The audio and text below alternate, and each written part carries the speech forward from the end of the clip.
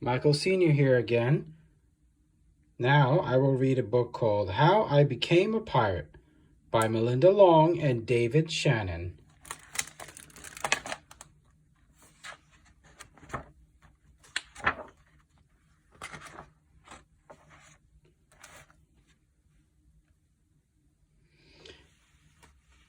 Pirates have green teeth, when they have any teeth at all. I know about pirates because one day when I was at the beach building a sand castle and minding my own business, a pirate ship sailed into view. I knew what it was because its flag had a skull and crossbones on it, and because I could hear the pirates singing, "Hey ho, blow the man down." They were a little off key.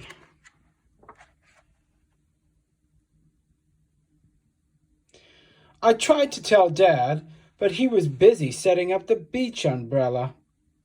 I tried to tell Mom, but she was busy slathering my baby sister with sunblock. So I went back to my sandcastle, but I kept an eye on the pirates. By then, they were rowing to shore. There they are.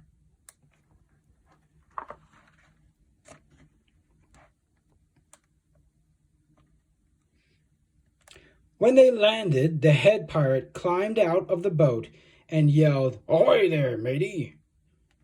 Be this Spanish Main?" "No," I said, "this is North Beach." "Shiver me timbers," the pirate said. "We must have taken a wrong turn at Bora Bora."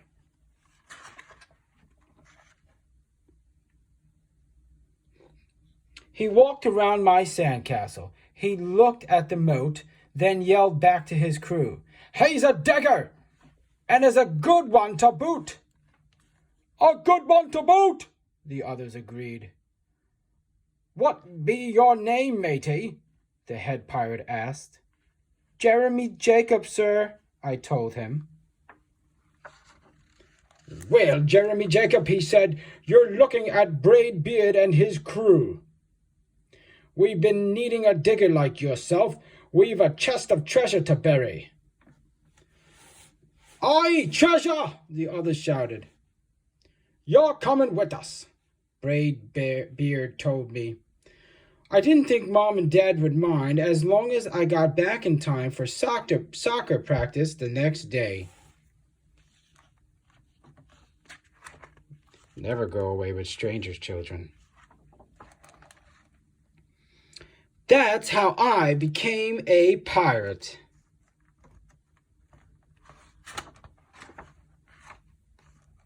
Even if they promise you treasures, children.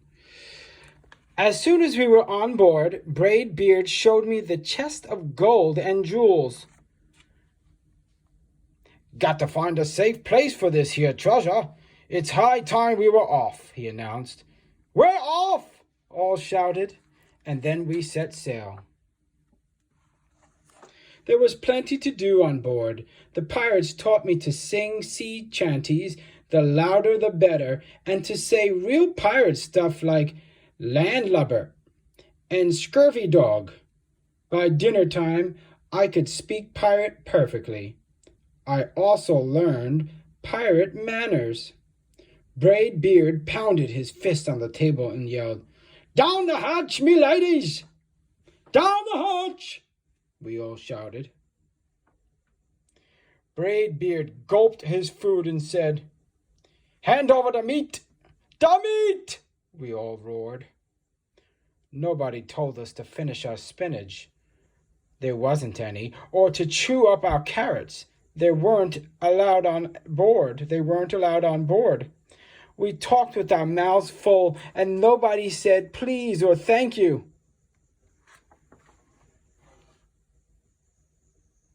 After dinner, I tried to teach the pirates to play soccer.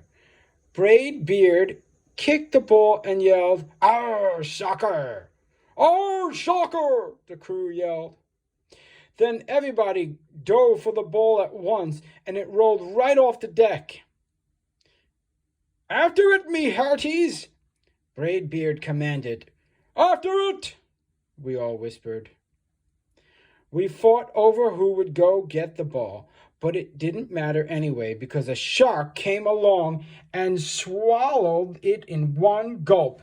So much for soccer. Oh no.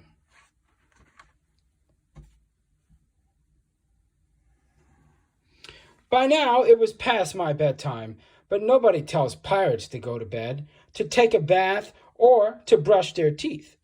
Maybe that's why their teeth are green. Pirates sleep with one eye open just in case. And they don't change into pajamas unless they want to. Pirates don't do anything they don't want to, except for maybe swabbing the decks. I wanted to be a pirate forever. But then I found out what else they don't do. When I couldn't stay awake any longer, I asked Braidbeard to tuck me in and read me a story. Tuck you in? He bellowed. Pirates don't tuck. No tucking! The crew cried. And the only thing they had to read was a map. Don't you have any books? I asked. Braidbeard looked confused. Books? I didn't even bother to ask about a good night kiss.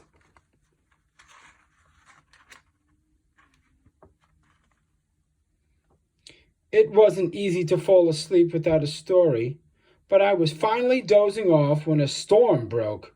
Thunder boomed and lightning flashed. I tried to hide under the covers as waves slammed up against the ship, but I kept falling out of my hammock.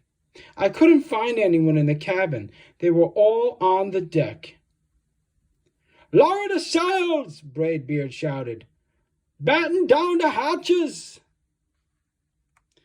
Everybody ran around, yelling and lowering and battening. Nobody had time to sit close and tell me it would be over soon. Nobody even noticed me.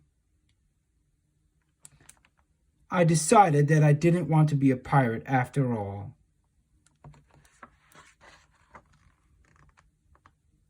Just then, flash, crash, crack! Lightning hit the mast and split right down the middle. What'll we do now? Yelled one of the pirates. We'll have to turn back, called another. But the treasure, hollered Braidbeard. Where will we visit the treasure? I stepped forward. Maybe I can help, I shouted over the wind. I think I know the perfect digging spot.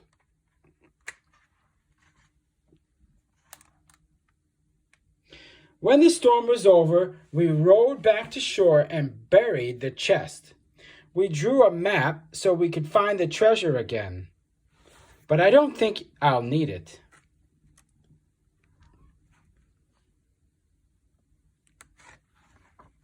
After that, the pirates repaired the ship and got ready to set sail.